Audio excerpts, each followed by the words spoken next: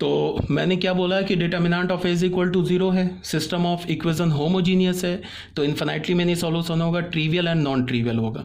अब मैं ये जो बता रहा हूँ ना, ये एक्स्ट्रा बता रहा हूँ प्लेन के अंदर जाके कि एक्चुअल में प्लेन के साथ क्या हो रहा होगा, ये मैं बता रहा हूँ। तो देखो क्या हो रहा होगा, system of equation represented by equation 1 and 2 and 3 must be a coaxial plane as none of the planes are parallel to each other. ठीक है, तो अगर कोएक्सियल प्लेन है तो फिर मैंने कोएक्सियल प्लेन के लिए क्या बोला था कि किसी भी दो प्लेन को तुम तीसरे प्लेन के टर्म्स में लिख सकते हो अगर कोएक्सियल प्लेन है।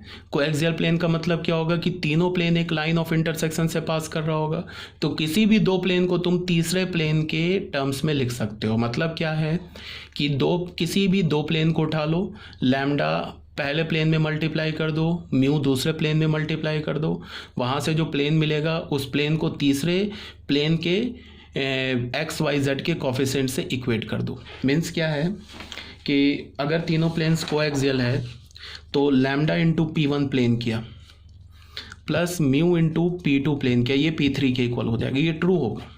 या लैम्डा इंटू P1 किया प्लस म्यू इंटू P3 किया, ये P2 के इक्वल होगा, ये भी ट्रू होगा।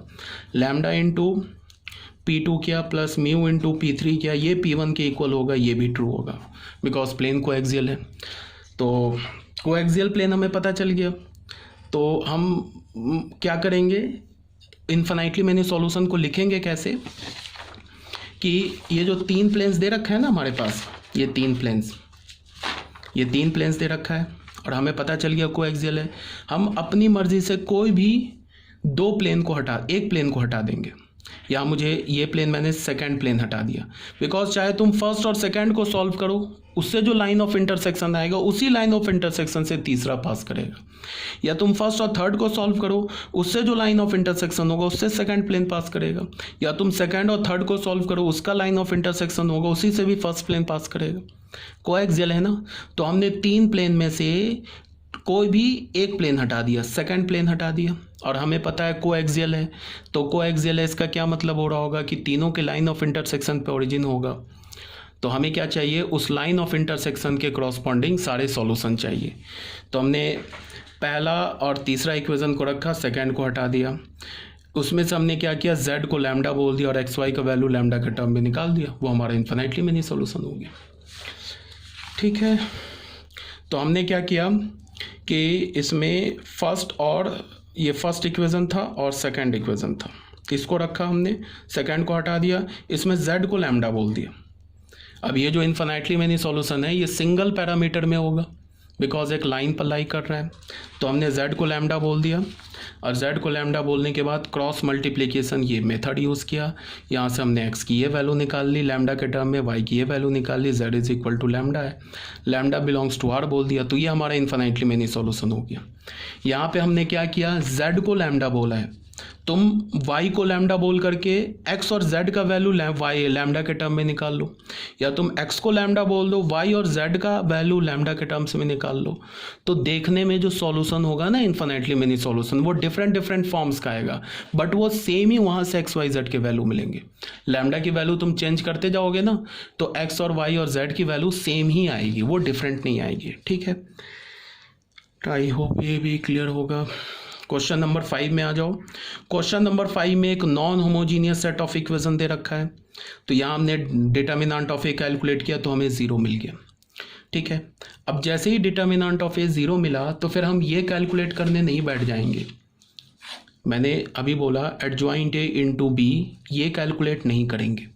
अगर ये बहुत ही ईजिली कैलकुलेट हो रहा है, या एडजॉइंट ए इन्फॉर्मेशन में कुछ दे रखा है, इजीली कैलकुलेट हो रहा है, और तुम्हें दिख रहा है कि एडजॉइंट ए इंटू बी एक नल मैट्रिक्स नहीं है, तब तुम यहाँ पे डायरेक्ट बोल सकते हो कि सिस्टम ऑफ इक्वेशन क्या होगा, सिस्टम ऑफ इक्वेशन जो होगा वो इनकंसिस्टेंट होगा एंड नो सॉल्यूशन होगा, इनकंसिस्टेंट एंड नो सॉल्यूशन होगा। बट मैंने क्या बोला कि इसको हम कभी कैलकुलेट नहीं करेंगे। हम क्या करेंगे, सिस्टम ऑफ इक्वेशन क्या हमारा नॉन होमोजीनियस है, तो भी डेल्टा 0 हो रहा है, तो हम तो प्लेन के अंदर अब जाके देख लेंगे कि प्लेन के अंदर क्या चल रहा है। समझ रहे हो बात को, ये एडजॉइंट ए इंटू बी ये सब नहीं करेंगे। तो हमने क्या देखा, यहाँ देखो, हमने देखा now none of the planes represented by equation 1, 2 and 3 are parallel. देख लो तीनों प्लेन में से कोई भी प्लेन पैरेलल नहीं है एक्स वाई जेड देख लो, यहाँ एक्स का कॉफिशेंट 1, यहाँ वाई और वाई का कॉफिशेंट 1/2, तो पहला प्लेन और दूसरा प्लेन नॉन पैरेलल है, फिर पहला तीसरा भी नॉन पैरेलल है, तो कोई भी तीनों प्लेन पैरेलल नहीं है, फिर भी डेल्टा ज़ीरो हो रहा है। कोई भी तीनों प्लेन पैरेलल नहीं है फिर भी डेल्टा ज़ीरो हो रहा है। तो याद करो कि मैंने क्या बोला, मैंने बोला कि यहाँ पे दो पॉसिबिलिटी हो सकती है, या तो तीनों प्लेन्स कोएक्सियल हो, या तो तीनों प्लेन्स क्या हो जाए, कोएक्सियल हो। मतलब क्या है कि तीनों प्लेन एक लाइन ऑफ इंटरसेक्शन से पास कर रहा हो, या तो एक ये सिनेरियो हो सकता है, या दूसरा सिनेरियो ये हो सकता है, या तो एक ये सिनेरियो हो सकता है, या दूसरा सिनेरियो क्या होगा कि दो प्लेन का लाइन ऑफ इंटरसेक्शन, ये तो ऑलरेडी बता रखा है, ये तो कि इस लाइन ऑफ इंटरसेक्शन के पैरेलल एक तीसरा प्लेन हो जाए, ये बता रखा है। एक तो या ये होगा, एक तो या ये होगा। ये क्या होगा, इसको कैसे चेक करेंगे, lambda d1 plus mu d2, अगर d3 के इक्वल आ जाए तो ये वाली चीज़ हो जाएगी, और lambda d1 plus mu d2 अगर d3 के इक्वल नहीं आए तो ये वाली चीज़ हो जाएगी, ये हो जाएगी। इस केस में क्या होगा, इनकंसिस्टेंट होगा, नो सॉल्यूशन होगा। इस केस में क्या होगा, consistent and infinitely single parameter solution होगा। ठीक है, तो फिर हम शुरू हो गए। हमने क्या किया, यहाँ क्या बोल रहा हूँ मैं कि none of the three planes represented by equation 1 and 2 and 3 are parallel. तो इक्वेशन 1, 2 and 3 आर इधर कोएक्सियल प्लेन, और line of intersection of any two planes is parallel to the third plane, यही दो पॉसिबिलिटी है। अब इसको हम check कैसे करेंगे, हमने पहले इक्वेशन को P1 प्लेन बोल दिया, दूसरे इक्वेशन को P2 प्लेन बोल दिया, तीसरे इक्वेशन को P3 प्लेन बोल दिया। कोई भी तुम दो प्लेन को चुन लो, P1 P2, P2 P3 या P1 P3, उसको तुम लैम्डा म्यू से मल्टीप्लाई करके x और y या y और z या z और x के कॉफिशेंट से तुम लैम्डा म्यू में दो इक्वेशन बना लो, वहाँ से तुम लैम्डा म्यू का वैल्यू निकाल लो। वो लैम्डा म्यू का वैल्यू जो z में इक्वेशन बनेगा ना लैम्डा म्यू में, उसको सेटिस्फाई करेगा ही करेगा, इस बात की गारंटी है, तभी डेल्टा ज़ीरो हो रहा है। ठीक है, अगर वो लैम्डा म्यू का वैल्यू कांस्टेंट टर्म को भी सेटिस्फाई कर जाए तब क्या होगा, कोएक्सियल प्लेन होगा। और अगर वो लैम्डा म्यू का वैल्यू से कांस्टेंट टर्म सेटिस्फाई नहीं हो तब क्या होगा, दोनों प्लेन के लाइन ऑफ इंटरसेक्शन से तीसरा प्लेन, जो तीसरा प्लेन होगा दोनों प्लेन के लाइन ऑफ इंटरसेक्शन के पैरेलल होगा। तो हमने क्या किया, हमने फर्स्ट इक्वेशन है ना, इसको लैम्डा से मल्टीप्लाई किया, सेकंड इक्वेशन को म्यू से मल्टीप्लाई किया, और थर्ड इक्वेशन के कांस्टेंट ये एक्स और वाई और जेड के वेरिएबल से इक्वेट कर दिया। तो यहाँ क्या होगा, इसको तुम ऐसे देख लो, इसको लैम्डा से मल्टीप्लाई किया तो ये तो लैम्डा हो गया, यहाँ से म्यू से मल्टीप्लाई किया प्लस म्यू, तो मल्टीप्लाई करके ऐड करोगे तो एक्स का कॉफिशेंट तो ये बनेगा, फर्स्ट सेकंड में अगर मल्टीप्लाई करके ऐड करोगे ना तो ये क्या होगा, ये तो एक्स का कॉफिशेंट होगा। थर्ड इक्वेशन में एक्स का कॉफिशेंट क्या दे रखा, 1। अब फिर क्या होगा, यहाँ लैम्डा से मल्टीप्लाई करेंगे, ये लैम्डा प्लस 2 म्यू, ये वाई का कॉफिशेंट होगा। थर्ड इक्वेशन में वाई का कॉफिशेंट क्या है, 4। फिर क्या होगा, लैम्डा प्लस 3 म्यू, ये z का कॉफिशेंट होगा। थर्ड इक्वेशन में z का कॉफिशेंट क्या, 7। ऐसे हमने ले लिया। हमने क्या किया, पहले इक्वेशन और दूसरे इक्वेशन को लैम्डा म्यू से मल्टीप्लाई करके तीसरे इक्वेशन के कॉफिशेंट से इक्वेट कर दिया। तुम कर सकते हो ऐसा भी कि सेकंड और थर्ड को लैम्डा म्यू से मल्टीप्लाई करके फर्स्ट इक्वेशन के कॉफिशेंट से इक्वेट कर दो, या फर्स्ट और थर्ड को लैम्डा म्यू से मल्टीप्लाई करके सेकंड इक्वेशन के कॉफिशेंट से इक्वेट कर दो, सब एक ही रिजल्ट आएगा।